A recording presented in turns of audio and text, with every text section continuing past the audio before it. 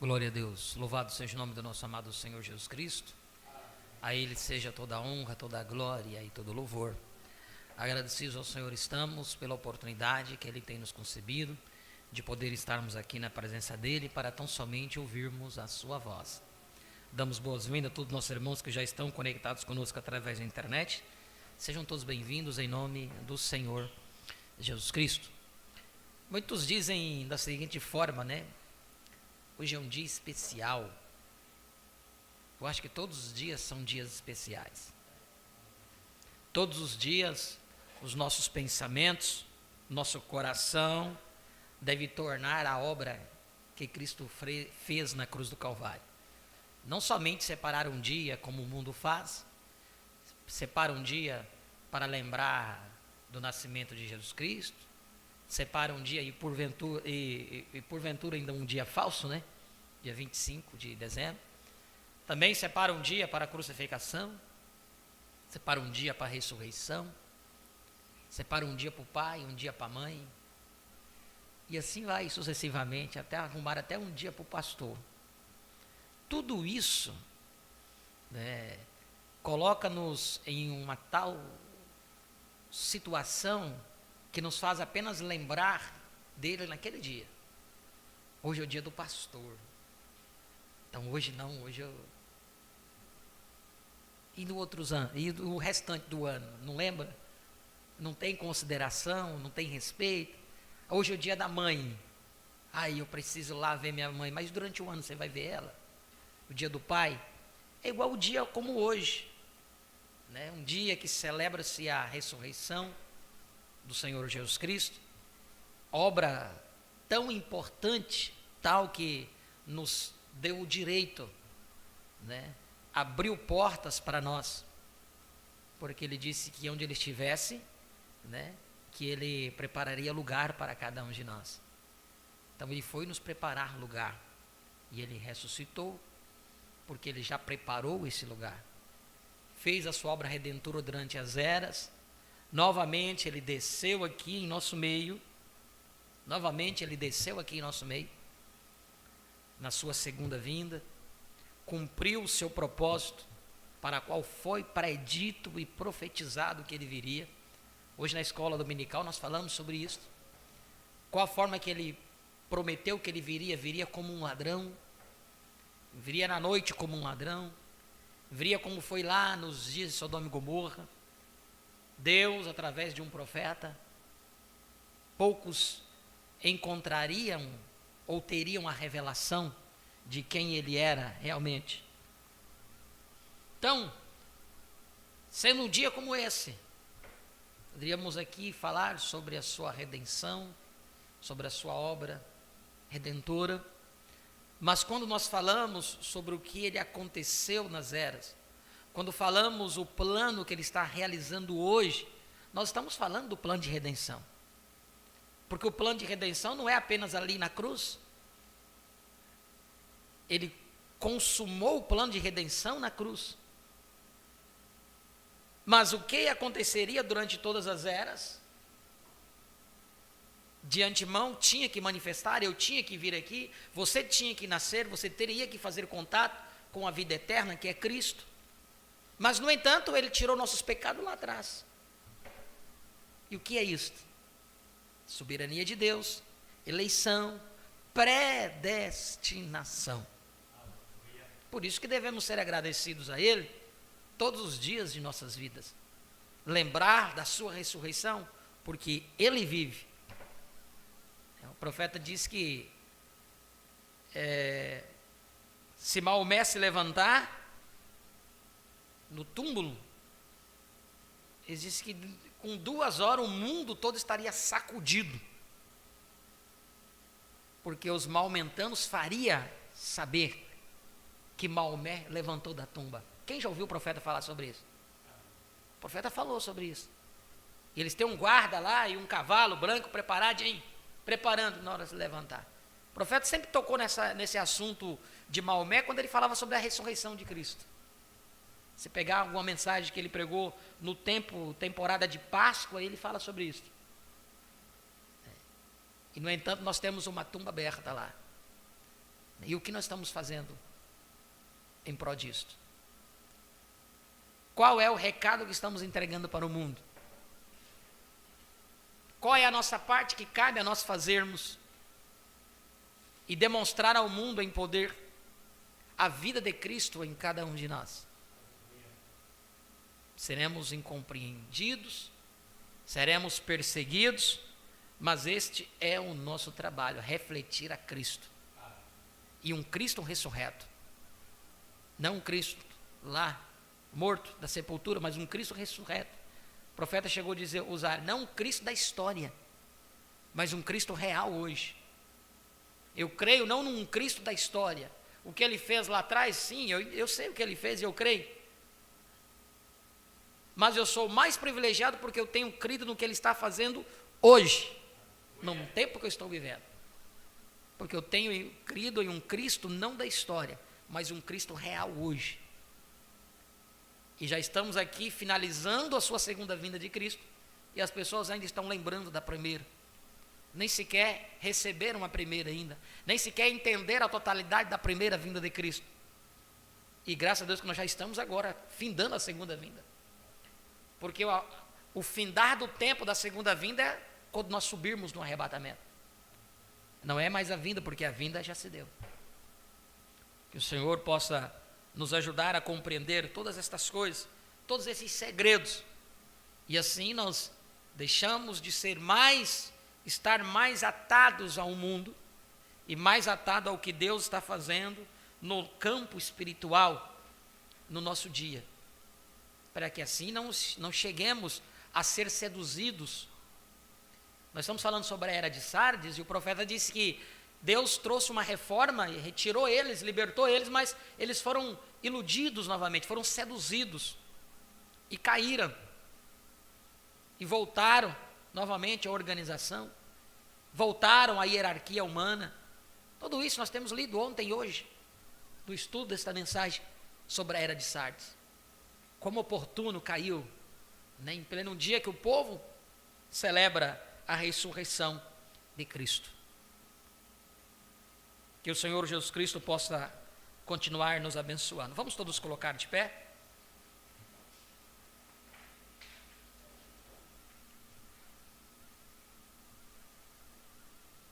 Apocalipse capítulo 3, versículo 3 em diante diz: lembra-te, pois, do que tem recebido e ouvido, e guarda-o, e arrepende-te. E se não vigiares, virei sobre ti como um ladrão. Não saberás a que hora sobre ti virei. Se não vigiares, não saberás a hora em que a ti virei. Mas também tem em Sardes algumas poucas pessoas que não contaminaram suas vestes. Amém? E comigo andarão de branco, porquanto são dignas disso. Aleluia. Da mesma forma que houve esses lá, haverá esses hoje aqui também. Glória a Deus. O que vencer será vestido de vestes brancas, e de maneira nenhuma riscarei o seu nome do livro da vida. Confessarei o seu nome diante de meu Pai e diante dos seus anjos. Quem tem ouvidos, ouça o que o Espírito diz às igrejas. Oremos. Maravilhoso e eterno Deus, obrigado, Pai, por tua obra redentora na cruz do Calvário, ó Deus bendito. Obrigado por ter tomado o meu lugar, por ter tomado o nosso lugar ali, ó Pai, para nos restaurar, ó Deus bendito, a uma completa união com o nosso eterno Deus. Obrigado, ó Pai, porque foi através desta obra redentora que nos fez, ó Pai, dignos de adentrar na tua presença. Pois assim como Paulo disse que quando nascemos aqui nesta terra, já viemos destinados ao inferno, à condenação, à perdição. Mas foi através do seu bom grado, da sua boa vontade, em oferecer-se pelos nossos pecados, é que nos fez dignos novamente a uma completa união contigo, ó Pai. Muito obrigado, Senhor Jesus. Ajuda-nos a compreender esses mistérios. Possas perdoar os nossos erros, nossos pecados, que hajamos cometidos. Purifica-nos teu sangue precioso, para que limpos possamos ser merecedores das tuas bênçãos. Que ao entrarmos nos santos dos santos nesta noite, ó Pai, nada nos impeça, para que assim possamos tomar a porção que temos necessidade. Esta é a nossa oração e o nosso pedido, em nome de Jesus Cristo. Abençoe a cada um dos teus filhos que aqui estão presentes, como aqueles que estão conectados conosco através da internet. Ó Deus, preparados estão os nossos corações, e nós, ó Pai, ainda cantaremos louvor a Ti, mas queremos que Tu fales, ó Pai, a nossas almas e aos nossos corações daquilo que nós necessitamos. Abençoe a cada ajuntamento dos Teus filhos que estão reunidos em diversos lugares, para assim como nós, ouvir de Ti aquilo que cada um tem necessidade. Esta é a nossa oração e o nosso pedido em nome de Jesus Cristo. Amém e amém. Podeis assentar, nosso irmão Aldre vai cantar um louvor, louvor da sua graça.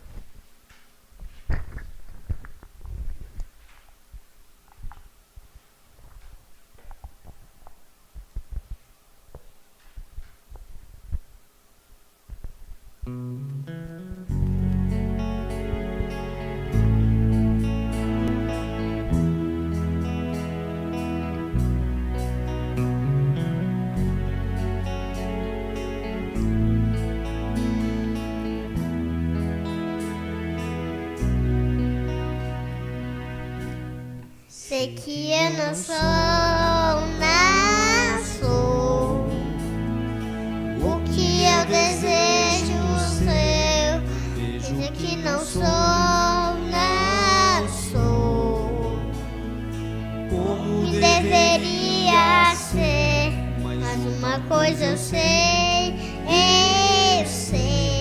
não sou mais como eu já fui. Poder do sétimo selo se manifestou e me fez ver. Cristo me encontrou, Cristo me salvou. Vivo para louvor de sua graça. Não o que eu fiz, não o que farei, mas o que a graça fez, o que fará por mim. Me trasladará e me levará a encontrar o Filho prometido. Permanecerei diante do Rei até chegar ao povo redimido. Sei que eu não sou o que eu desejo. Reconheço que não sou como deveria ser. Mas de uma coisa eu sei, não sou mais como eu já fui.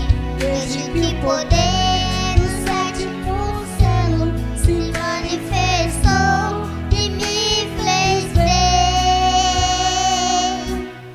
Cristo me encontrou, Cristo me salvou.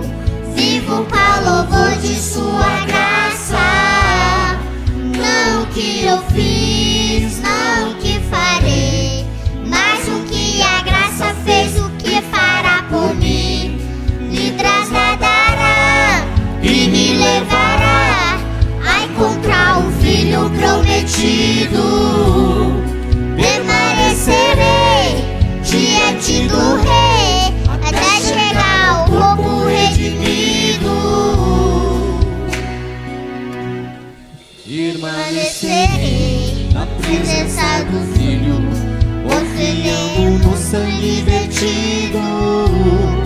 Permanecerei na presença do Sol e serei amadurecido. A fé para o mato está nas mensagens, transformando do que fui ao que serei. Não falharei em ver este grande segredo que Deus me escolheu para ver. Cristo me encontrou, Cristo me salvou. Vivo para louvor de sua graça. Não o que eu fiz, não o que farei, mas o que a graça fez, me fará por mim. Me trasladará e me levará a encontrar o Filho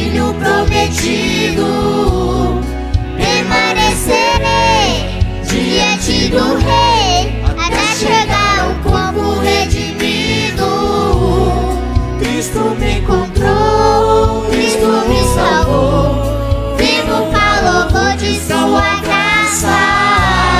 Não o que eu fiz, não o que farei, mas o que a graça fez, o que fará por mim. Me trasladará e me levará a encontrar o Filho prometido. Permanecerei diante do Rei até chegar ao corpo redimido. Por sua graça, sublime graça, Por sua graça, sublime graça, por sua graça, sublime graça, por sua graça, por sua graça, sublime graça.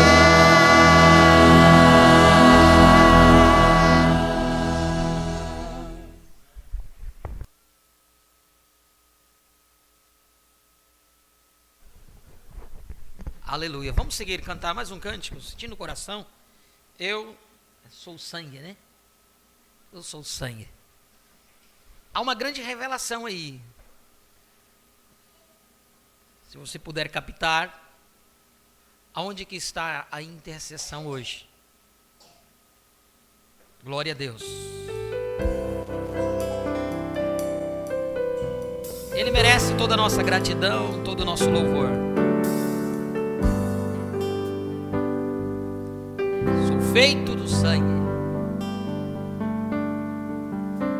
Desceu de sua glória e veio habitar entre nós. O Rei se tornou servo e padeceu em meu lugar. A dívida que o homem não podia pagar, a crueldade do pecado custou a sua vida. Cordeiro Santo de Deus, és Emanuel, verteu seu sangue na cruz para me resgatar, e através de Jesus hoje tenho a vida eterna.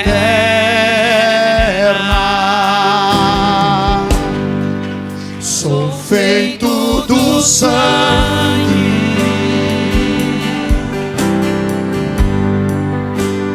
eu sou do sangue. Aleluia. Sou de uma linhagem inadulterada, pura e real.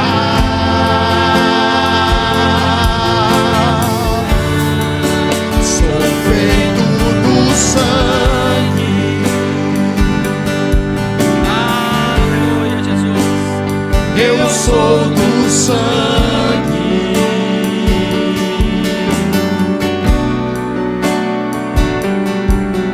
Fui comprado por um preço do Calvário, pelo sangue de Jesus.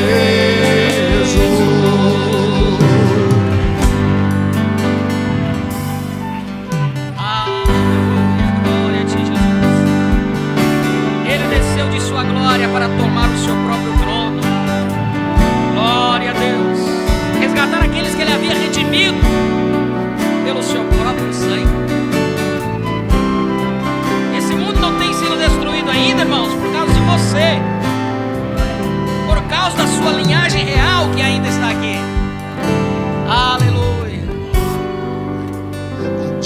dívida que o homem não podia pagar. A crueldade do pecado custou A sua vida, Cordeiro Santo de Deus, és Emanuel, verteu seu sangue na cruz para me resgatar, e através de Jesus hoje tenho a vida eterna.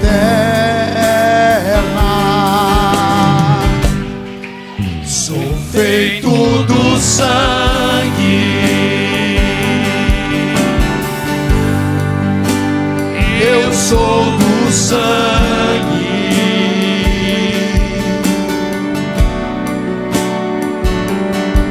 Sou de uma linhagem inadulterada, pura e real.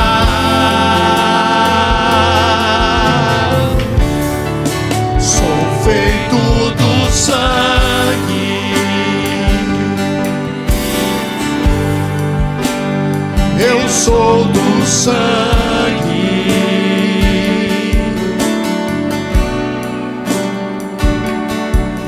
Fui comprado por um preço no Calvário, pelo sangue de Jesus. Sou feito do sangue, eu sou do sangue.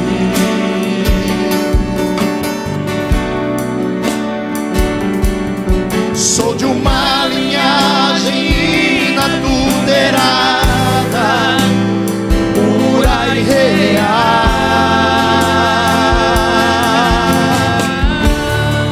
Sou feito do sangue,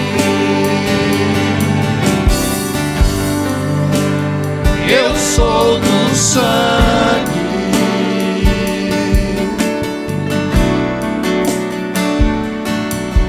Fui comprado por um preço no Calvário, pelo sangue de Jesus.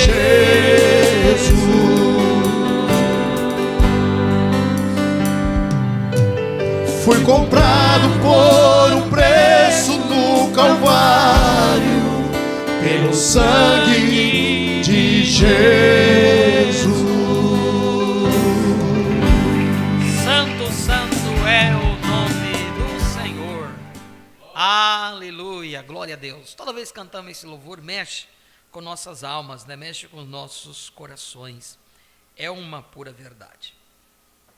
Nós estamos falando sobre a era de Sardes, e eu gostaria de reprisar aqui apenas 2 pontinhos. Espero não tomar muito tempo, e assim nós seguirmos. Mas foi tão essencial. Hoje pela manhã nós a lemos, nós a comentamos, né? E há uma necessidade de nós, certos assuntos, como o profeta disse, bater o martelo, o prego atravessar a madeira e entortar a ponta do outro lado, para que aquilo não volte para trás. E uma das coisas foi, quando o profeta hoje, mais uma nessa leitura, o profeta aqui deixou bem claro nas eras que havia um tempo além. Hoje pela manhã, quando nós lemos isto, a gente entende, já vimos outras mensagens, mas já em 60, quando o profeta pregou as eras da igreja, ele já estava abrindo um espaço e mostrando que haveria um tempo além da era de Laodiceia. Não tem como mais. Se você estiver dentro da era de Laodiceia, você está dentro de uma era morta. Ela já morreu. A era de Laodiceia já está morta. Mas como? Se a era de Laodiceia está morta, tem um outro lugar para ir. Lógico, nós já lemos a mensagem de 65, a mensagem de 64, a era aqui tem vários nomes, a era do grão amadurecido, a era do filho do homem, a era do entardecer, a era da noiva, a era da pedra da coroa. O profeta colocou a era da águia, né? Tantos nomes o profeta deu a este lugar, após as eras. A este lugar que quando João foi chamado, João subiu a esta era. Por quê? João foi convidado a ele, Apocalipse 4. Sobe aqui e mostrar-te-ei as coisas que depois destas, 2 e 3, as eras da igreja. Apocalipse 4, sobe aqui. Mostrar-te as coisas que depois das eras devem acontecer. E João subiu aonde nós estamos hoje. João viu aonde nós estamos hoje. Aleluia! Se você não entende isso, busque na mensagem que você vai entender na sua totalidade. Mas já em 60 o profeta estava nos falando. Olha aqui, sutilmente ele disse sobre isso, sobre este lugar. Ele colocando a era de Laodiceia, a era pentecostal, como que eles dizendo que tinha o real, mas não tinha, só era palha. Ele falando sobre uma lavoura de milho, na página 231, quando um padre luterano perguntou ao irmão Branham, o senhor crê que nós temos o Espírito Santo? O que nós temos? A pergunta ele fez primeiro. Ele diz, vocês têm Cristo. O profeta respondeu, vocês têm Cristo. É porque nós lemos um livro de um certo irmão, falando sobre os dons do Espírito Santo, e nós fomos até ele, mas ele disse que ele só pregou, mas ele não tinha. E nós temos visto isso ser manifestado no seu ministério. Vocês leem lá na página 229, 230 e 231, está esse relato todinho que eu estou falando aqui, bem resumido. E aí o padre luterano diz assim, convidou ele para jantar, o irmão Branham foi. Né? E aí o irmão Branham, ele perguntou ao irmão Branham, o que nós temos? Ele diz, vocês têm Cristo. Mas ele estava interessado no Espírito Santo. Você crê que nós temos o Espírito Santo? Ele disse, potencialmente. Aí ele perguntou, como que é potencialmente? Aí você logo no início da página 231, ele disse, eu disse, potencialmente sim. E assim foram vocês. Mas aqui ele estava relatando sobre uma lavoura de milho, em que o fazendeiro foi lá, arou a terra, né, tombou a terra, arou, sulcou a terra, plantou aí semente de milho. Mas um certo dia, quando ele olhou, brotou uma folhinha, e o fazendeiro saiu gritando, eu tenho milho, eu tenho milho. Aí o profeta perguntou ao padre, o fazendeiro tinha ou não tinha o milho? Aí o padre disse, potencialmente ele tinha. Ele disse, é isso que vocês têm. Potencialmente o Espírito Santo. Porque isso tem que ser trabalhado. Tem um tempo, isso tem que crescer. Isso tem que vir, amadurecer. Aí ele vem e nos fala aqui, no segundo parágrafo dessa página 231, ele diz assim, agora, qual é o próximo passo? Logicamente, achamos que é a formação e colheita do grão, o ciclo completo, mas não é assim. Há um outro estágio. Esse estágio ocorre quando a palha ou a casca se forma para cobrir a semente. E é exatamente isso que aconteceu neste ciclo espiritual. Na passagem do século XX, no começo da era de Laodiceia, houve uma crença muito difundida de que o Espírito Santo estava caindo exatamente como ele caiu no Pentecostes. As pessoas falavam em línguas, alegavam ser batizadas com o Espírito Santo, com evidência de falar em línguas. Porém, eu andei em Cearas muitas vezes. E já no final do verão, arranquei espigas de trigo, esfreguei-as em minha mão, para conseguir um pouco de grão. Quando, para minha surpresa, não havia nenhum grão de trigo naquela casca.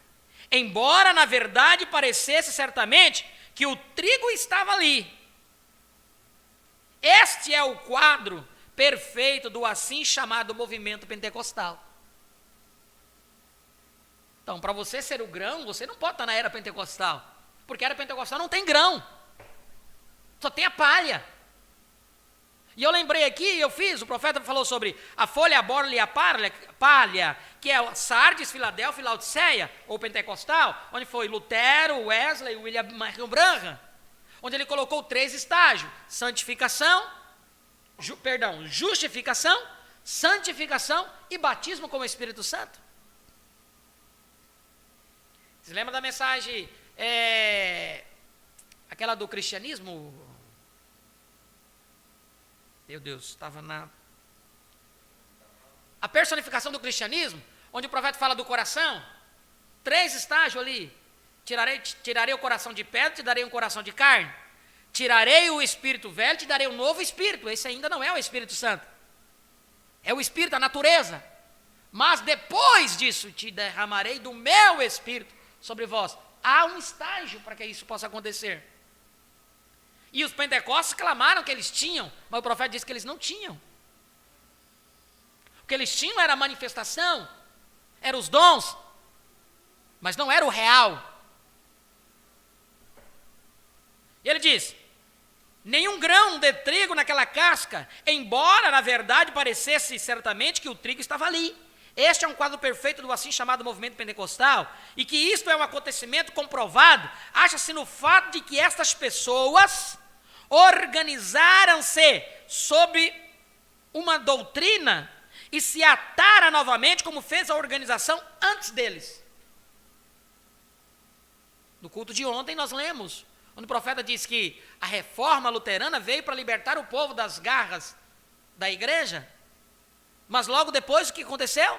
Eles se agarraram ao protestantismo, se agarraram ao sistema político, e hoje nós vemos tudo misturado. Os Estados Unidos, os pastores ditam muitas coisas ali, na política dos Estados Unidos. Hoje, os pastores aqui no Brasil estão ditando muitas coisas, na política também. Um casamento sendo feito aí.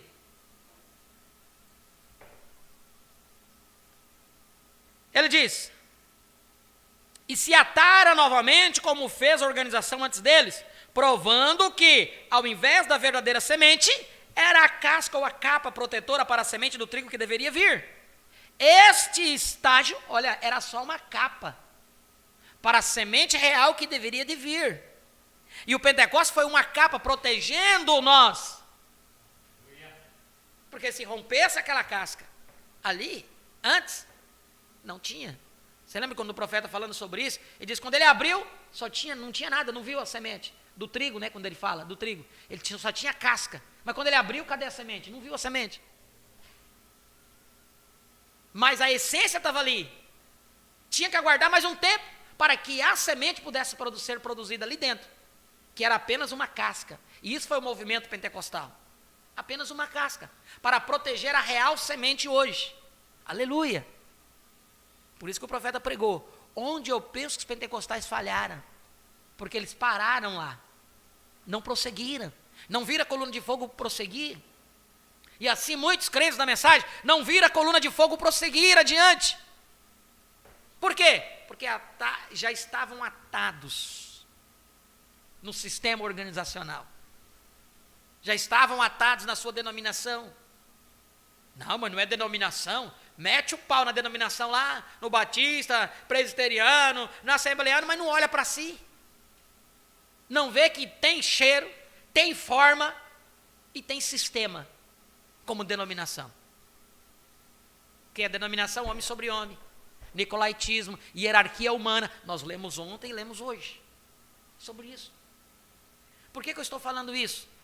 Olha aqui na página mais na frente, onde o profeta diz assim, 233, ele diz assim, falhar em obedecer traria juízo. Quando os guardas do templo sagrado eram encontrados dormindo, eles eram açoitados e suas vestes queimadas. O que o Senhor fará àqueles que nesta era relaxaram sua guarda? Por isso que eu disse ontem, disse hoje pela manhã e digo novamente, não estamos aqui brincando de igreja, não podemos brincar de denominação, não podemos brincar de sistema de homem, porque uma vez que você brincou, entrou, deixou Satanás colocar as garras sobre você, você morreu, caiu da graça. Por isso que a melhor defesa é estar sempre com a guarda levantada, sempre batendo contra, para que as pessoas não caiam não caiam no deslize do sistema organizacional. Que Deus abençoe a palavra em nossos corações. Amém? Nós vamos aqui seguir com a leitura, o estudo, que é o elogio da era de Sardes. Há uma repreensão, mas há um elogio também, o profeta disse. Sempre tem uma repreensão, mas tem um elogio, e também tem uma promessa para o vencedor. Amém? Elogio, parágrafo Apocalipse capítulo 3, versículo 4, que nos diz da seguinte maneira: mas também tem em Sardes algumas pessoas que não contaminaram seus vestidos, e comigo andarão de branco, porquanto são dignas disto. Aleluia. Evidentemente a palavra nomes significa pessoas, como diz em Atos 1 ao 15, com referência àqueles que estavam no cenáculo, a multidão junta. Na versão em inglês, o rei Tiago, lê-se o número de nomes juntos. Era de quase 120, mas para mim vai além de apenas significar pessoas. Ressalta esta verdade que é apresentada em cada era e que nos foi falada por nosso Senhor com grande ênfase. É esta: o sistema eclesiástico destas eras é constituído de duas vinhas, a verdadeira e a falsa. Deus, em seu propósito soberano, as colocou todas juntas, chamando-as de igreja. Veja, nesta era, como ele as tem repreendido, dizendo: a igreja que está, não igrejas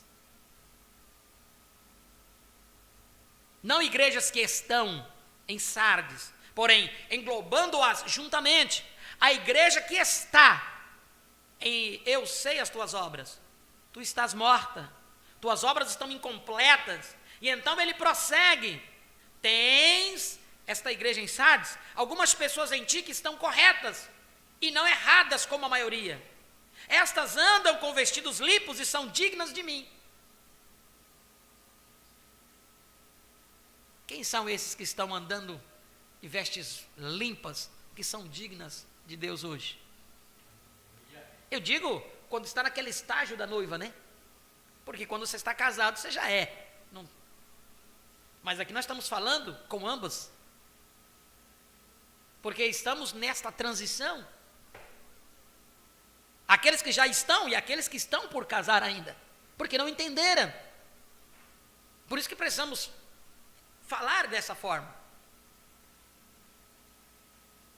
Algumas pessoas em ti que estão corretas e não erradas como a maioria, estas andam com vestidos limpos e são dignas de mim. Agora, estas pessoas que eram os verdadeiros santos de Deus, andavam agradando ao Senhor em tudo. Agradando ao Senhor em tudo. Seu propósito, seu objetivo é o Senhor. Suas vestes estavam limpas. Você sabe que naqueles dias as vestes arrastavam ao longo da estrada e pegavam sujeira e contaminação. Esses estavam vigiando como estavam no espírito. Estes estavam vigiando como andavam, para que não fossem corrompidos pelo mundo. Olha por que você precisa vigiar. Porque se não vigiares, a repreensão era: virei a ti como um ladrão. E você não vai saber. Porque você se contagia com o sistema organizacional e você nunca vai poder ver a vinda do Senhor como uma realidade. Você sabe que naqueles dias vestes arrastavam ao longo da estrada e pegavam sujeira e contaminação. Esses estavam vigiando como andavam. Esses estavam vigiando como andavam para que não fossem corrompidos pelo mundo. Eles estavam no Espírito e andavam no Espírito. Aleluia! Eles eram santos e irrepreensíveis diante deles. Deste modo, eles estavam cumprindo o seu propósito, porque é esse que Efésios 1,4 diz, que o propósito de Deus para conosco, que fôssemos santos e irrepreensíveis diante dele. Amém? Temos sido ou não temos sido santos e irrepreensíveis diante dele? Porque a perfeição não está no que você faz, mas a perfeição está naquele que fez por você. Entenda isso, irmãos. Porque senão Satanás sempre vai roubar a sua bênção. Vai mostrar que você não é perfeito. E quem de nós é perfeito? Na mensagem à perfeição, o profeta deixa bem claro que só há um perfeito e esse é Cristo. Por isso que o sacrifício dele foi aceito em nosso lugar. Pode você olhar o seu irmão e julgá-lo porque ele fez isso. Pode olhar para a sua irmã e julgá-la porque ela fez isso, porque ela faz aquilo. Mas a Bíblia diz, aquele que disser que não tem pecado já pecou. E não existe pecadinho, pecadão. Ambos, se não tiver arrependimento, te impedirá de acessar ao Santo dos Santos. Ou melhor, vai levar morte até você.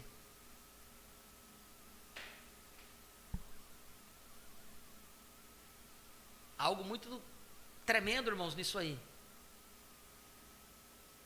Quando a pessoa não tem a seriedade de entender o momento que Deus está te chamando hoje, e adentrar de qualquer jeito no Santo dos Santos, depois a pessoa perde a fé, perdeu a vontade de servir a Deus, não sabe por quê. Sabe por quê? Porque a morte hoje não é mais física.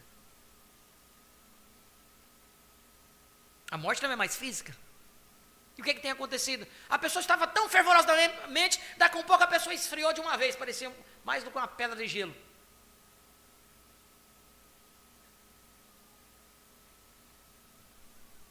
Será que não tem entrado com fogo estranho no Santo dos Santos? Foi consumido ali? E agora? Por isso que a pessoa não tem desejo nenhum de ouvir a palavra, não tem desejo. Vai seguir no mundo, vai ganhando o mundo, vai trabalhando, eu vou vivendo aqui. Porque o verdadeiro eleito, ele pode estar enredado pelo pecado, ou seja o que for, mas no coração dele está sempre algo vibrando no coração dele. Algo que está recordando ele. Olha, você deve voltar, você tem que voltar. Aí a pessoa vem dar desculpa, mas eu não tenho força. Quem vai dar força para você? É o pastor? Quem vai dar força para você? É a igreja? Não. Você tem que ir a quem pode te dar força. Aquele único que pode restaurar aquele fogo dentro de você. Pode fazer visitas quando for. Quantas visitas eu já fiz para as pessoas? Entra no ouvido, sai no outro. Não foi Deus? A pessoa está tão endurecida, tão enlamacenta no problema, na dificuldade, que não consegue enxergar. Que eu paro para olhar assim e falo, não, você está parando por causa disso. Você parou por causa disso. Vocês não conseguem entender isto. Não conseguem entender o plano de redenção. Você nunca será perfeito aqui nessa terra. Você nunca será perfeito aqui nessa terra. A não ser quando nós formos transformados. A isso que é mortal ser revestido da imortalidade. Então aí sim nós seremos perfeitos. Mas até então, não há perfeição em nós, irmãos.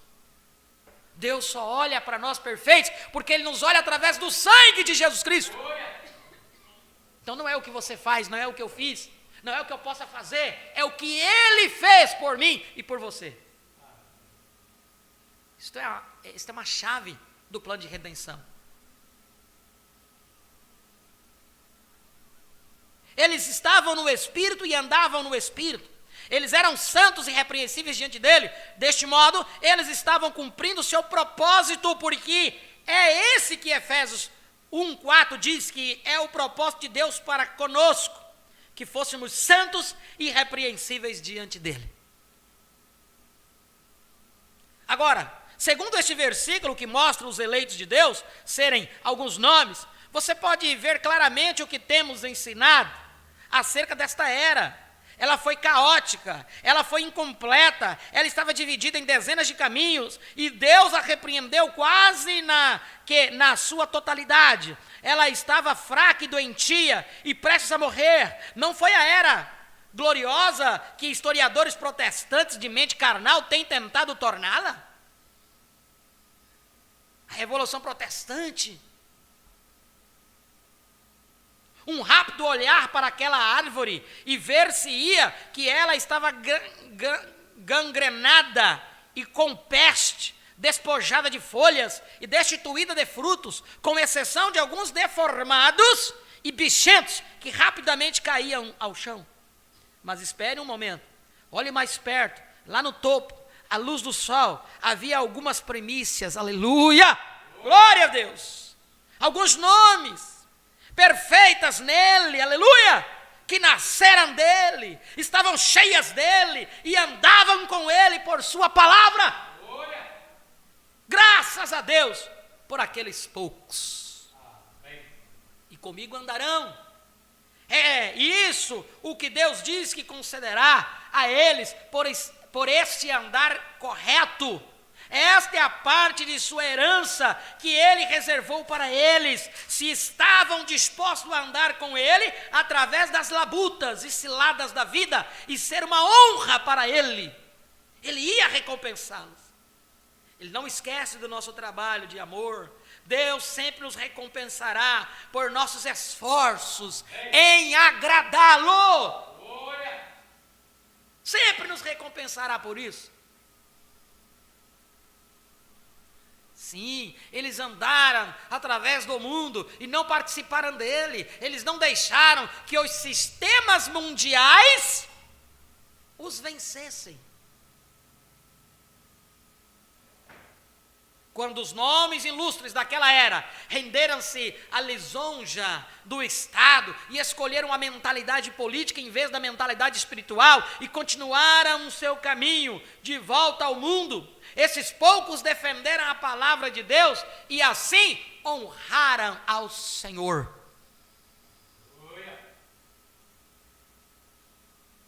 Agora, em retribuição, ele os honraria. Porque eles andarão com ele de branco.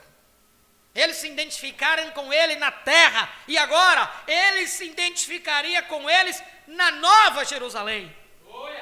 Quão maravilhosa será esta identificação. Faz-me regozijar e todavia me faz chorar pensar em sua complacência. Porque você notará que ele não está vestido de outra cor diferente dos santos, como os líderes terrenos o fariam. Não, eles são como ele. Ele é como eles são como ele, aleluia, assim como João disse, porque assim como é, o vem. Porquanto são dignas disto. Você se dá conta de quem está dizendo isto? É Jesus o digno, ele próprio. Este é o único que é considerado digno de tomar o livro da mão do que está sentado sobre o trono. E agora este digno está dizendo aos seus santos: vocês são dignos, aleluia. Aqui está este, o único qualificado para julgar, e na verdade todo juízo está entregue a ele, e ele diz: vocês são dignos, aleluia. Estas palavras são tão impressionantes quanto as palavras em Romanos 8:33. Deus diz que sou justo, aleluia. Tradução de Uai, ali na branca luz da justiça de Deus, ouça a doce voz de Jesus enquanto ele diz: esses são meus, eles são justos, eles são dignos, eles comigo andarão de branco, aleluia.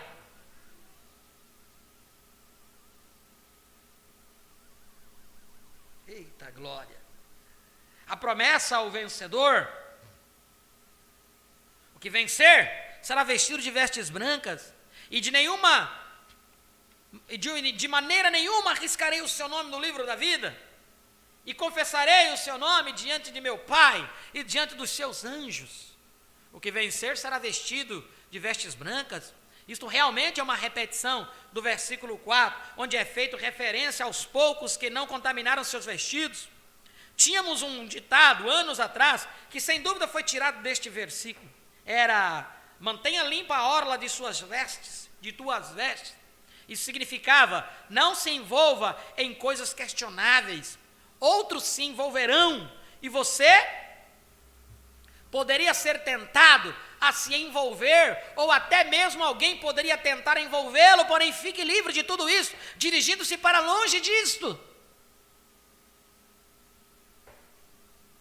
Fique longe disso, irmãos. Vocês lembram que durante todas essas eras estamos estudando que mal há termos companheirismo. Foi de um companheirismo desse que milhares caíram mortos em uma noite. Denominação, religião, sai fora disso. Fica escondido. Quanto menos souberem de você, melhor vai ser. Porque no dia que eles souberem quem realmente nós somos, então vai ter que haver clamor para sair desta terra. Porque a perseguição se levantará. O dia que eles souberem realmente quem nós somos, qual é o objetivo de nós estarmos aqui, vocês vão ver. O sistema organizacional já está casado. Que perseguição virá sobre eles? Não. A perseguição virá, sabe para quem? Aos pequeninos. Aos pouquinhos lá. Já começaram. Nosso Congresso Nacional hoje já tem leis correndo. Já tem projetos de leis correndo para reconhecer quem são as igrejas que realmente poderão estarem abertas. Já tem projeto correndo. E quem está fazendo esses projetos? São os próprios evangélicos. São a própria bancada evangélica, que está mais podre do que qualquer outros. Tem caído no mesmo laço. Lembre-se disso. Um dia você vai saber que isso é a verdade. Se você não está atento, tem aqueles que estão atentos.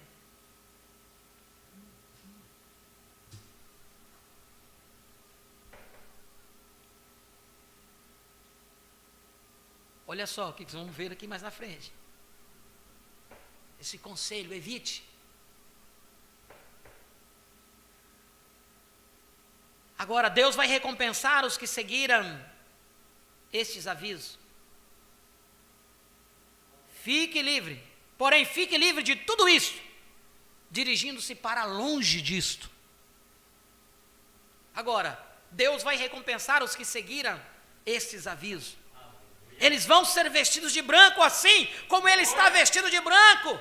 Pedro, Tiago e João ouviram no monte de transfiguração, e suas roupas se tornaram tão brancas quanto a luz. É assim que os santos vão estar vestidos. Suas vestes resplandecerão, extremamente brancas.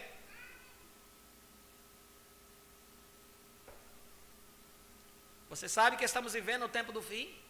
É nesta era que as igrejas vão se ajuntar. E como elas agora mesmo estão controlando a política mundial,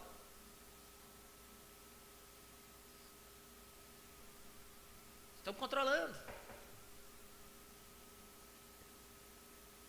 Vou dar só um dado para vocês. O presidente da Argentina falou contra o catolicismo romano.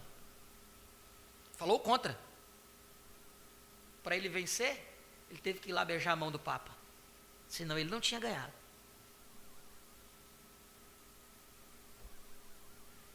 Quem controla o mundo? O profeta está dizendo isso lá em 60. Ou o profeta estava mentindo? Quem está controlando tudo? Foi essa semana eu disse isso, sobre o quanto aquela profecia do profeta sobre uma mulher comandando os Estados Unidos. As pessoas estão olhando para vice-presidente agora. Por quê? Estão seus olhos no que é físico, mas não têm olhado no espiritual. Porque quem tem controlado a América hoje? São protestantes?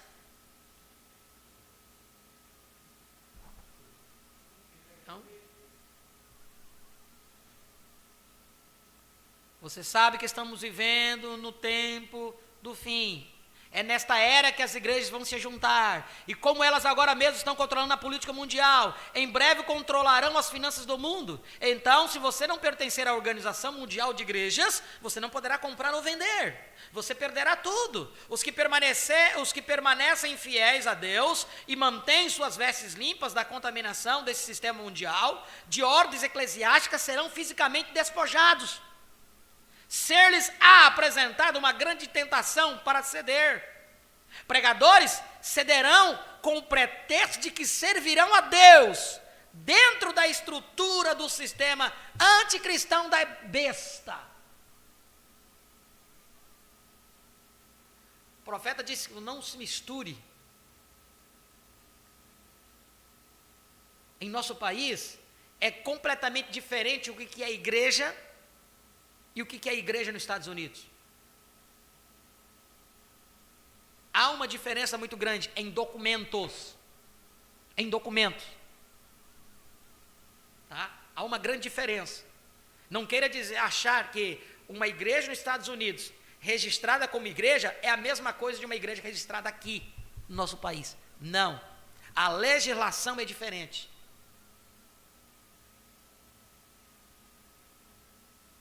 E quantos têm caído nisso? Nesse enredo? E não vão entender.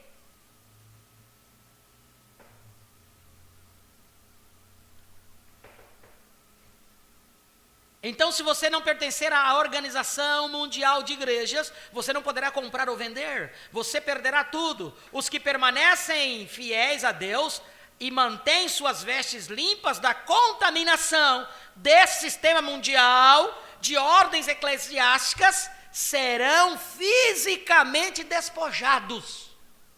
Já está profetizado o que vai acontecer contigo e comigo.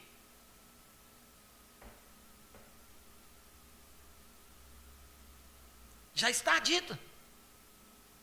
Agora, quem aceitou o sistema de igreja, não tem por que ser perseguido, não tem por que ser despojado, estão na lei, estão casados com o Estado, estão baixo a proteção da lei.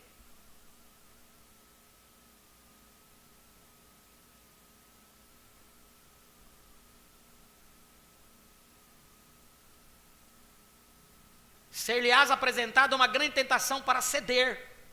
Pregadores cederão com o pretexto de que servirão a Deus dentro da estrutura do sistema anticristão da besta. Sistema de igrejismo. Eles cederão às bajulações e lisonjas da hierarquia.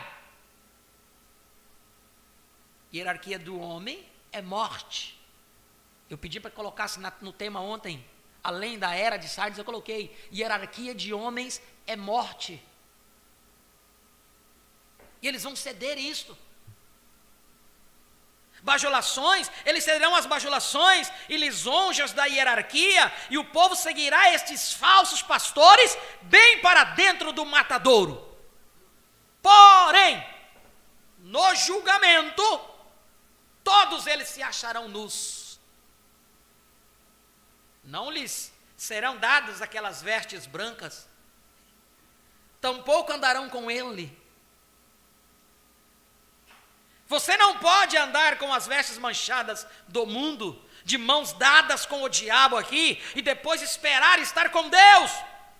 É tempo de acordar e ouvir a voz de Deus clamando: sai dela, religião organizada, povo meu, para que não sejas participantes dos seus pecados, e para que não incorras nas suas pragas. Amém? Deus está falando. Olha aqui a advertência: evite as religiões deste mundo, assim como você evita a praga.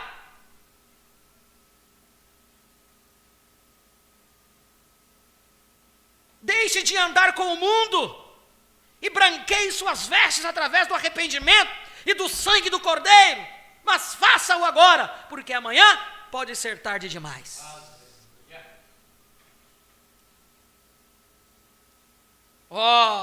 O que vencer, de maneira nenhuma riscarei o seu nome do livro da vida. Uma vez mais chegamos a uma porção da palavra extremamente difícil. Este versículo, considerado superficialmente, será usado tanto pelos arminianos como pelos calvinistas para convir a seus propósitos. Os arminianos declararão que este versículo seguramente anula João 6, 37 a 44. Todo o que o Pai me dá virá a mim, E o que vem a mim, de maneira nenhuma o lançarei fora, porque eu desci do céu, não para fazer a minha vontade, mas a vontade daquele que me enviou. E a vontade do Pai que me enviou é esta, que nenhum de todos aqueles que me deu se perca, mas que os ressuscite no último dia. Porquanto a vontade daquele que me enviou é esta, que todo aquele que vê o Filho e crê nele, tem a vida eterna. Eu o ressuscitarei no último dia. Murmuravam, pois, dele os judeus, porque dissera: eu sou o pão que desceu do céu. E dizia: não é este Jesus, o filho de José, cujo pai e mãe nós conhecemos? Como, pois, diz ele, desci do céu? Respondeu, pois, Jesus e disse-lhes: não murmureis entre vós. Ninguém pode vir a mim se o Pai que me enviou não trouxer, e eu ressuscitarei no último dia. Os arminianos consideraram a vontade do Pai não um propósito soberano, mas meramente um desejo complacente, enquanto ele permanece atrás para ver o que todos os homens fazem com seus bons e graciosos dons, e até mesmo a vida eterna. Os calvinistas não veem assim. Eles veem neste versículo um forte consolo dado aos sofredores, sobrecarregados santos, não importando qual mal sejam os tempos, quão terrível e perseguição, porquanto vencedor é aquele que crê que Jesus é o Cristo, que ele não terá seu nome removido daquele livro. Alguns também dizem que este livro da vida não é o livro da vida do Cordeiro, mas como sempre, quando alguém considera um versículo superficialmente, apresenta um entendimento superficial. A possibilidade de remoção de um nome dos registros de Deus merece mais do que um estatuto fortuito. Porque até agora, a maioria dos estudantes meramente chegaram à conclusão de que Deus coloca os nomes dos nascidos de novo no livro da vida do Cordeiro por ocasião do renascimento deles. E se por qualquer razão aquele nome tiver de ser removido, o espaço no registro simplesmente ficará em branco, como era antes que um nome fosse colocado lá. Isto é 100% oposto ao que a palavra realmente ensina. Já no início de nosso estudo, saiba-se que não há nenhuma escritura que ensina que Deus esteja presentemente compilando um registro de nomes. Tudo isso foi feito antes da fundação do mundo. Como mostraremos dentro em pouco, também não é uma questão de simplesmente nos envolvermos com dois grupos de pessoas, ambos os quais tiveram a oportunidade de receber vida eterna, onde um grupo a recebeu e teve seus nomes colocados no registro, enquanto os outros que a recusaram não tiveram seus nomes assim colocados. Nós realmente mostraremos pela Escritura que multidões que nem mesmo nasceram de novo, entrarão na vida eterna. Pessoas que não nasceram de novo entrarão na vida eterna. Não como reis, mas entrarão na vida eterna através do julgamento do trono branco. Tem uma citação do profeta que diz: Deus tem um bom lugar para os bons médicos, que abdicaram suas vidas a salvar a vida do ser humano. Quantos bons médicos não atenderam você? Quantos bons médicos não atenderam eu? E a Bíblia diz que aquele que der um copo de água a um dos meus pequeninos não perderá sua recompensa, independente de ser crente ou não, independente de nascer de novo ou não. É isso que o profeta está dizendo aqui. Quantas pessoas não nascidas de novo vão estar lá na vida eterna? Mas nossa mente finita não consegue pensar nisso e nunca vai conseguir entender isso. A longanimidade de Deus.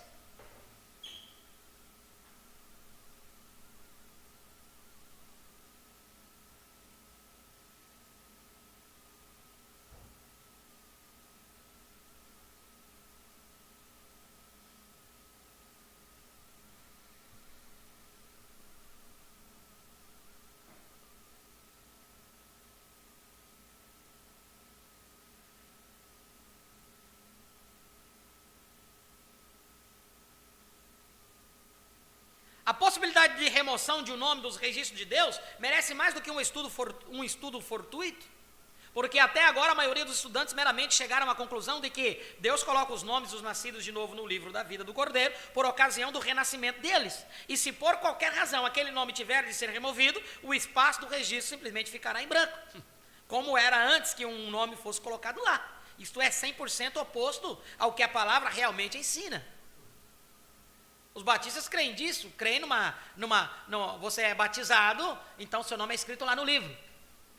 Daqui a um pouco você renegou a fé, caiu da fé, foi para o mundo, seu nome foi riscado. Aí daqui a um pouco você volta para a igreja, reconcilia com a igreja, eles vão lá, apaga, escreve seu nome de novo no livro. É assim que os batistas creem.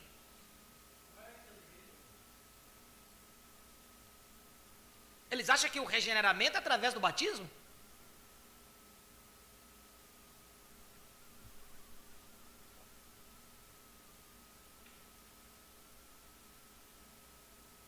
Alguns também dizem que o livro da vida não é um livro da vida do Cordeiro. Vou lá em cima, eu estou aqui embaixo.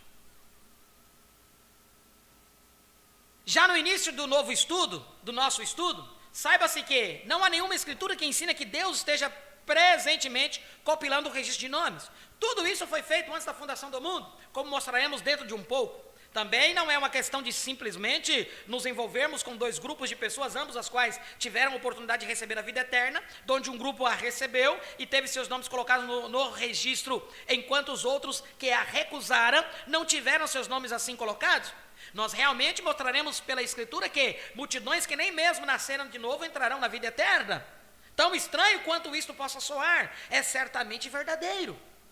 Também mostraremos que há um grupo de pessoas cujos nomes, tendo sido colocados naquele registro antes da fundação do mundo, não pode, sob quaisquer circunstância, ter aqueles nomes removidos. Aleluia!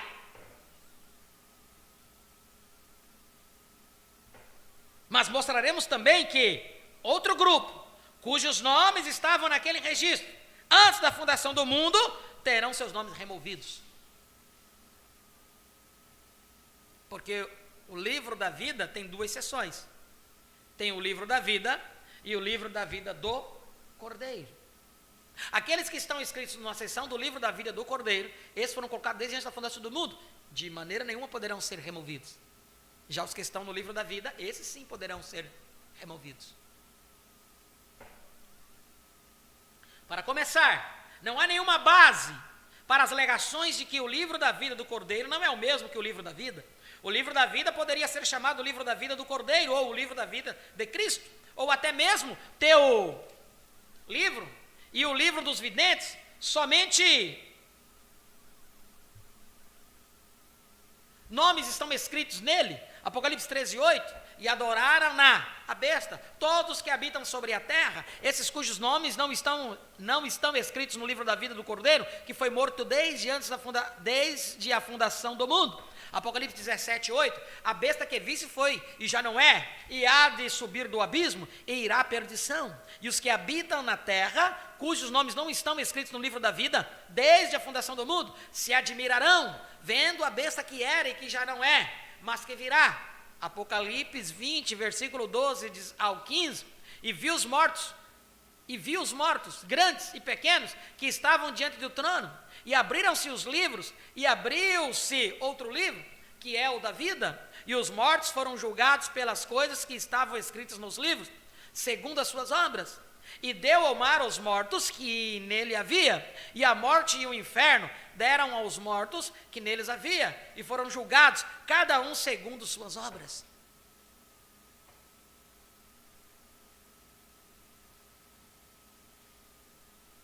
E a morte e o inferno foram lançados no lago de fogo. E a morte e o inferno foram lançados no lago de fogo. Esta é a segunda morte. E aquele que não foi achado escrito no livro da vida, foi lançado no lago de fogo. Você pode ver que, embora haja outros livros mencionados, há sempre referência a um livro contendo nomes. Em Apocalipse, ele é chamado o livro da vida do Cordeiro, ou o livro da vida. Agora, onde se encontra este livro? Lucas 10, versículo 17 ao 24, E voltaram os 70 com alegria, dizendo: Senhor, pelo teu nome até os demônios se nos sujeitam. E disse-lhes: eu vi a Satanás como raio cair do céu. Eis que vos dou o poder para pisar serpentes, escorpiões e toda a força do inimigo, e nada vos fará dano algum. Mas não vos alegreis, porque se vos sujeitam os espíritos. Alegrai-vos antes, por estarem os vossos nomes escritos nos céus. Naquela mesma hora, se alegrou Jesus no Espírito e disse: graças te dou, ó Pai, Senhor dos céus e da terra, que escondeste essas coisas dos sábios e inteligentes, e as revelastes às criancinhas. Assim é, ó Pai, porque assim te aprouve. Tudo por meu Pai me foi entregue, e ninguém conhece quem é o Filho, senão o Pai, nem quem é o Pai, senão o Filho, e aquele a quem o Filho quiser revelar. E voltando-se para os discípulos, disse-lhes em particular: bem-aventurados os olhos que veem e vós que vedes. Pois vos digo que muitos profetas e reis desejaram ver o que vós vedes e não ouvira, e ouvir o que ouvis e não o ouvira. O livro da vida está indiscutivelmente localizado nos céus e aparecerá no julgamento do grande trono branco. Nestes versículos, Jesus disse que seus nomes estavam escritos nos céus. Eles estavam escritos no livro da vida, porque é aí onde os nomes estão colocados. Jesus estava falando aos 70, versículo 17, porém, estava também falando aos 12, versículo 23, todos eles tinham se alegrado, porque os demônios lhes eram sujeitos em nome de Jesus. A resposta de Cristo foi: não vos alegreis, porque se vos sujeitam os espíritos, alegrai-vos antes, porque por estarem os vossos nomes escritos nos céus. Livro da vida, aleluia. Você notará que Judas era um dos que estavam expulsando demônios em nome de Jesus, porém sabemos que ele era um diabo, o filho da perdição. João 6, 70 ao 71, respondeu-lhe Jesus: não vos escolhi a vós os 12, e um de vós é um diabo? E isto dizia ele de Judas Iscariotes, filho de Simão, porque este o havia de entregar, sendo um dos 12. João 17, 12, estando eu com eles no mundo, guardava-os em teu nome, tenho guardado aqueles que tu me desses, e nenhum deles se perdeu, senão o filho da perdição, para que a escritura se cumprisse. João 13, 10, 11 ao 18, e disse-lhe Jesus: aquele que está lavado não necessita de lavar senão os pés, pois no mais todo está limpo. Ora, vós estáis limpos, mas não todos, porque bem sabia ele quem o havia de trair. Por isso disse: nem todos estáis limpos. Não falo de todos vós, eu bem sei os que tenho escolhido, mas para que se cumpra a escritura, o que come o pão comigo, levantou contra mim o seu calcanhar. Ora, se a linguagem de algum modo significa alguma coisa, devemos admitir que Judas foi escolhido por Jesus. João 13, 18, embora ele não estivesse limpo. João 13, 10 ao 11, Judas também foi dado a Jesus pelo Pai. São João 17, 12. Note-se aqui que a escolha e a doação é o exato paralelo como na ilustração de Moisés e Faraó. Jacó e Esaú, porque embora Esaú e Faraó foram ambos previamente conhecidos, foram predestinados para a ira. Enquanto o fim de Moisés e Jacó foi a glorificação. Uma vez eu me peguei perguntando: quem vai condenar Faraó pelo que ele fez? Deus condenaria Faraó pelo que ele fez? Quando a Bíblia diz que quando Faraó ia prestes a ceder, o que Deus fazia? Endurecia o coração dele. Você pode entender isso? Com nossas mentes finitas não conseguimos entender na totalidade isso. Mas sabemos que tudo havia um propósito.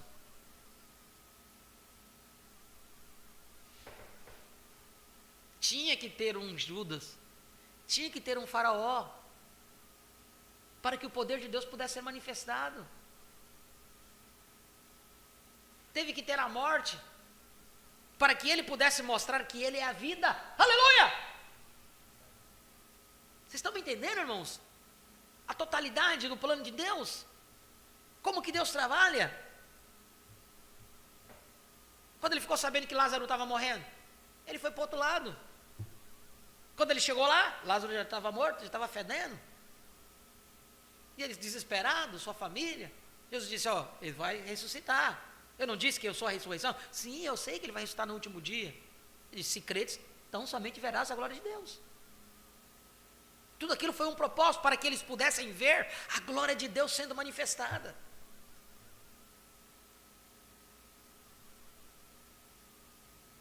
Até os incrédulos foram predestinados para isso. Para perseguir, foram predestinados para isso.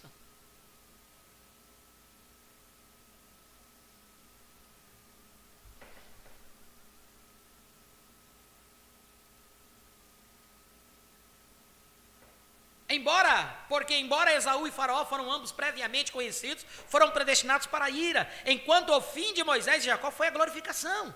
1 de Pedro 2, 8 ao 9, mostra tanto os reprovados como os eleitos. Para aqueles que tropeçam na palavra, sendo desobedientes, para o que também foram destinados. Mas vós sois a geração eleita, aleluia. Jesus foi contado com os 12. Judas foi contado com os 12 e realmente teve parte com eles no ministério, antes do Pentecostes. Atos 1, 16 ao 17, varões e irmãos, convinha que se cumprisse a escritura que o Espírito Santo predisse pela boca de Davi acerca de Judas, que foi o guia daqueles que prenderam a Jesus, porque foi contado conosco e alcançou sorte neste ministério. A parte que Judas obteve entre os 12 e depois perdeu, não foi inferior aos ministérios dos outros 11. Nem foi um ministério estranho e diabólico, intrometido entre os ministérios dos outros. Vocês estão entendendo o que o profeta está dizendo aqui? Que o ministério de Judas não foi menor do que os dos outros?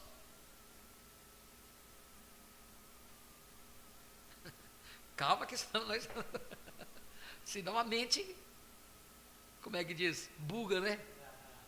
Dá uma pane.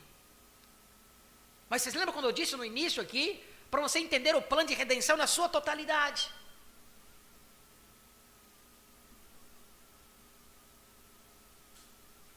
Olha aqui, a parte que Judas obteve entre os 12 e depois perdeu, não foi inferior aos ministérios dos outros 11. Nem foi um ministério estranho e diabólico, intrometido entre os ministérios dos outros. Porque Jesus não sabia se ele era a onisciência e a onipresença. Porque quando ele falou que um deles havia de trair, e cada um deles começou, é mim, é eu, Senhor, é eu, Senhor, é eu, Senhor. Por que ele não falou?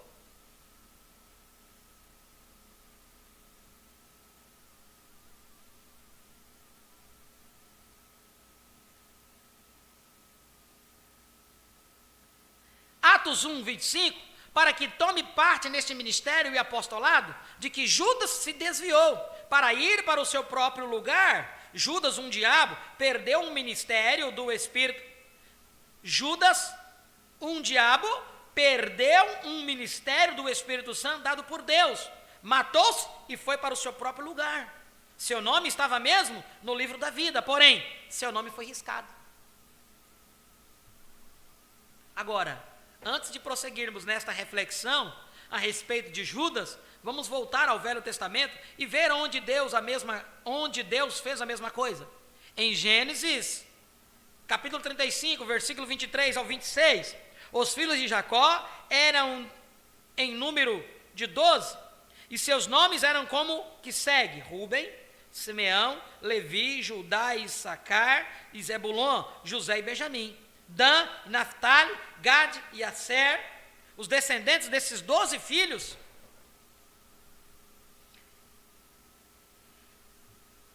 tornaram-se as 12 tribos de Israel. com exceção de José, que não teve uma tribo designada pelo seu nome, porque na providência de Deus havia de ser 13 tribos. E aos 2 filhos de José foi concedida a honra de elevar as 12 para 13. Você sabe, é claro, que isso foi necessário, porque porquanto Levi foi separado a Deus para o sacerdócio. Assim, quando Israel deixou o Egito e Deus lhes deu o tabernáculo no deserto, encontramos a tribo de Levi ministrando as 12 tribos, a saber, Rúben, Simeão, Issacar, Judá, Zebulon, Benjamim, Dan, Naftali, Gade, Asser, Efraim e Manassés. A ordem dos exércitos as nomeiam assim em Números 10, versículo 11 ao 28. Não há menção de José ou Levi. Porém, quando olhamos em Apocalipse 7, 4 ao 8, onde diz que eram 144 mil assinalados de todas as tribos de Israel, dos filhos de Israel, elas são assim nomeadas: Judá, Rúben, Gade, Asser, Naftali, Manassés, Simeão, Levi, Issacar, Zebulon, José, Benjamim. Estamos de volta às 12 tribos, com Levi e José nomeados entre elas, porém com Dan e Efraim faltando. Surge agora a pergunta: por que são omitidas estas 2 tribos? A resposta encontra em Deuteronômio capítulo 29, versículo 16 ao 20. Porque vós sabeis como habitamos na terra do Egito, e como passamos pelo meio das nações pelas quais passastes, e vistes as suas abominações e os seus ídolos,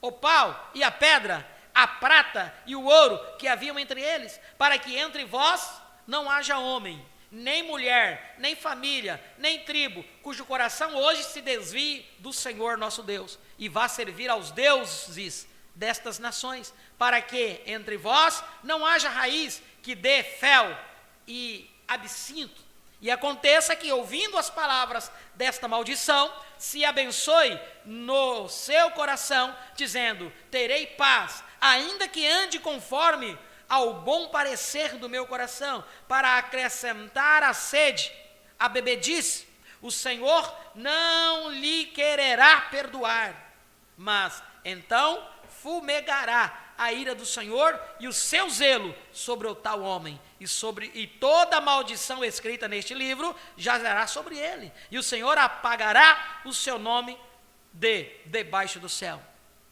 Aqui está a maldição pronunciada contra a idolatria ou a fornicação espiritual.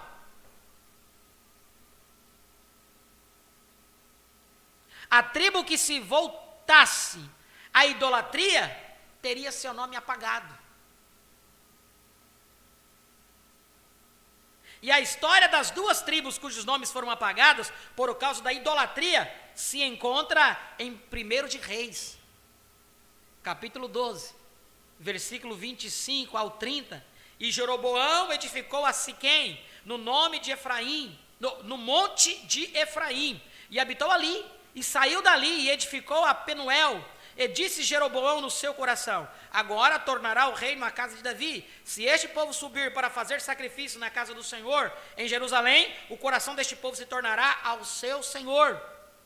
E Reboão, rei de Judá, e me matarão, e tornarão a Reoboão, rei de Judá, pelo que o rei tomou conselho, e fez 2 bezerros de ouro, e lhes disse: muito trabalho vos será o subir a Jerusalém. Vês aqui teus deuses, ó Israel, que te fizeram subir da terra do Egito, e pôs um em Betel, e colocou o outro em Dan, e este feito se tornou em pecado, pois que o povo ia até Dan, cada um a adorar. Oséias capítulo 4, versículo 17. Idolatria saindo de dentro do meio do povo escolhido por Deus.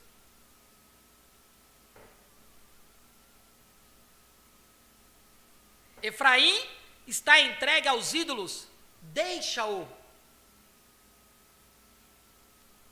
Note particularmente que o castigo devido à idolatria era que o nome daquela tribo seria apagado de debaixo do céu. Deuteronômios 29, versículo 20, não diz que seria apagado no céu, mas de debaixo do céu. E é exatamente assim, porque agora Israel está de novo na Palestina, e em breve o Senhor selará 144 mil deles. Porém, desse número estão faltando Dan e Efraim.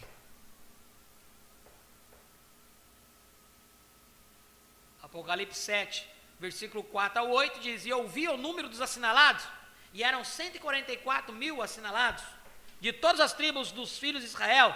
Da tribo de Judá havia 12 mil assinalados, da tribo de Ruben, 12 mil, da tribo de Gade, 12 mil, da tribo de Aser, 12 mil, da tribo de Naftali, 12 mil, da tribo de Manassés, 12 mil, da tribo de Simeão, 12 mil, da tribo de Levi, 12 mil, da tribo de Issacar, 12 mil, da tribo de Zebulon, 12 mil, da tribo de José, 12 mil, da tribo de Benjamim, 12 mil. Note, Dan e Efraim faltando.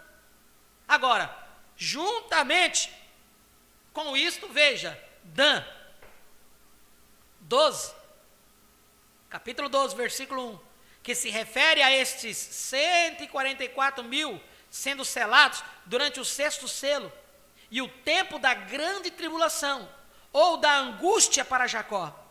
E naquele tempo se levantará Miguel, o grande príncipe, que se levanta pelos filhos do teu povo, e haverá um tempo de angústia, qual nunca houve, desde que houve nação até aquele tempo.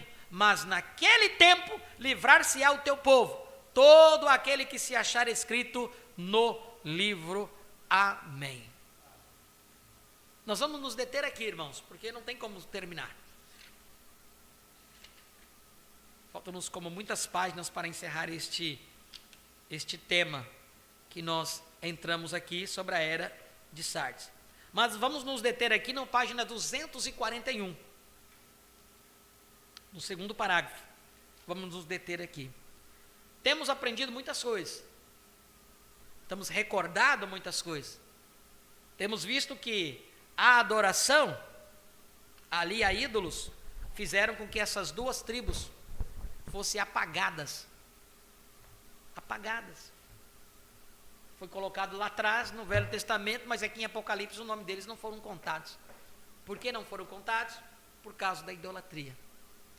O profeta disse, eu li aqui na abertura, quando os guardas dormiam em serviço, eles eram açoitados, eram castigados. E o que daqueles que escondem ou dormem em serviço hoje? Não estão vigilantes à palavra, não estão pregando a palavra como ela é, entregando ao povo como ela é. Porque nós vimos na era de Esmirna que Deus deu essa capacidade a cada um. Deus enviou um profeta, e depois do profeta, através do profeta, espalha-se esta palavra através de ministério de outros que foram fielmente instruídos. Quem são esses outros? Os pastores. Agora, esses pastores vêm trazer uma novidade? Não. Eles vêm dizer o que diz as fitas. Eles vêm colocar a coisa, aplicar a palavra, para que o povo possa entender. Que o Senhor possa nos ajudar a compreender todas estas coisas. Amém? Fecha os teus olhos neste momento. Pai, em nome de Jesus Cristo, nós te agradecemos, Senhor, por esses momentos que tivemos aqui, alimentando nossas almas com tua santa palavra, ouvindo cada conselho, ó Pai, ouvindo como tu trabalhaste durante esta era de Sardes. Aí também tu entrastes nos ensinando, ó Pai, sobre estas tribos. Ó Deus bendito, muito obrigado, Pai. Quando tu vem e nos mostra onde realmente nós estamos posicionados. Aqueles que creem que tudo já se cumpriu, mas nós vemos através da sua palavra que os 144 mil serão selados na tribulação. E se já se cumpriu, nós passamos pela tribulação, onde que está, ó Deus, o corpo imortal e glorificado? Há uma promessa que foi nos dado, ó Pai, em 1 Coríntios 15, 51, 52, que isso que é mortal se revestiria da imortalidade. Então a morte seria tragada, ó Pai, Por isso, nós estamos nesta expectativa do cumprimento das Sagradas Escrituras, sabendo e reconhecendo o tempo da vinda do Senhor, o tempo em que nós estamos posicionados. Muito obrigado, ó Pai, por abrir os nossos olhos e não nos deixar enganar de maneira nenhuma, não deixando nos desviar nem para a direita, nem para a esquerda, ó Pai. Por isso nós te agradecemos. Receba toda a nossa gratidão, todo o nosso louvor, ó Pai. Muito obrigado, ó Pai. Abençoe a cada um dos teus filhos que aqui estiveram fisicamente presentes, como aqueles que estiveram conectados conosco através da internet. Ó Deus, abençoe seus corações, suas vidas, concedendo-lhes tudo o que eles tenham necessidade.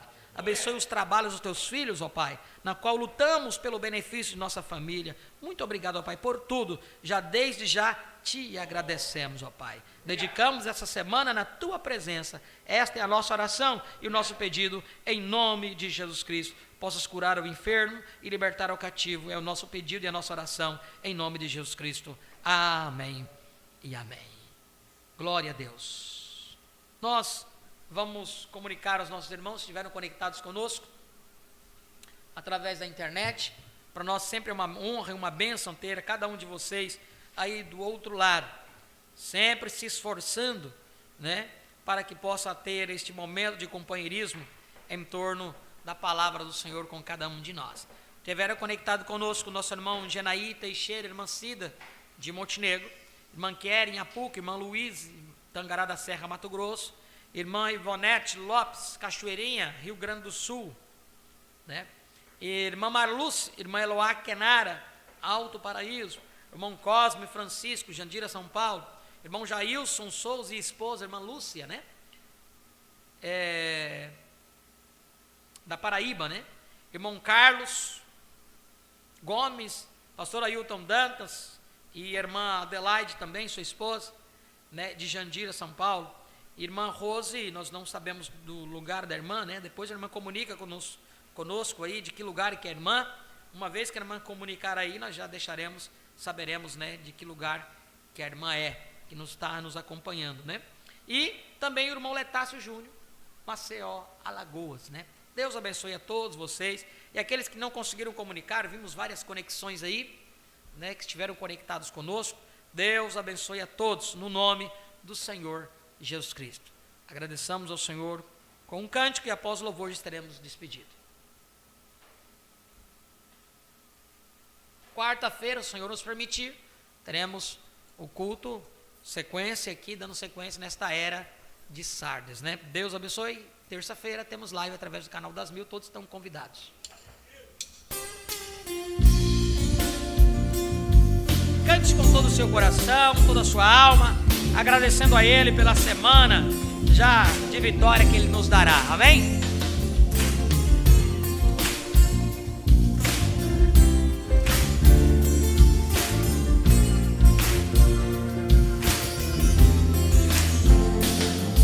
Uma alegria enche meu coração quando vejo Cristo com o livro na mão. O Deus que era é o que há de vir, desceu da sua glória só pra me redimir. O Deus que Abraão fez ao monte subir é o mesmo Deus que hoje está aqui. A Ele toda glória e louvor maravilhoso, poderoso é só do Senhor. A Ele toda honra, toda glória e louvor maravilhoso, poderoso é só do Senhor. Ó grande meu Criador, minha vida entrego a Ti, Senhor. Minha alma não é mais, me bato em Tuas mãos. Volta-me, Senhor, pra que eu volte pra Sião. Uma voz ouvi, sai dela, povo meu, era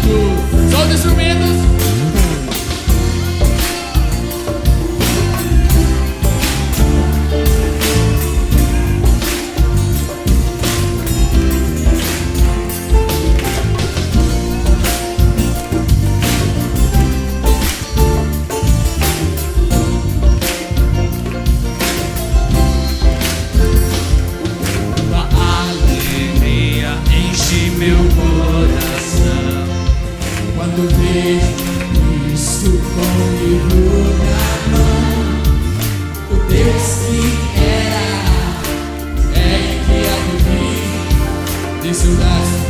Olha só pra me redimir. O Deus que Abraão fez ao monte subir é o mesmo Deus que hoje está aqui. Dá ele toda a honra. E louvor maravilhoso, poderoso, é só do Senhor. A Ele toda a honra, toda a glória. E louvor maravilhoso, poderoso, é só a Ele toda a honra. A Ele toda a honra, toda a glória. E louvor maravilhoso, poderoso, é só do Senhor. Ó grande Rei, meu Criador, minha vida entrego a Ti, Senhor. Minha alma não quer mais que barro em Tuas mãos. Roda-me, Senhor, pra que volte pra Sião. Uma voz ouvir, sai dela, povo meu, é a voz de Cristo chamando os seus. A Ele toda a honra, toda a glória e louvor maravilhoso, poderoso, é só do Senhor. A Ele toda a honra, toda a glória e louvor maravilhoso, poderoso, é só do Senhor. Novo cântico na terra e no céu se ouvir, quando o cordeiro imolado dos seus trabalhos, digno és pra abrir o livro e desatar seus seus, porque foi morto com meu sangue pra Deus nos comprou. A Ele toda a honra, toda a glória e louvor maravilhoso, poderoso, é só demanda Ele. A Ele palmas.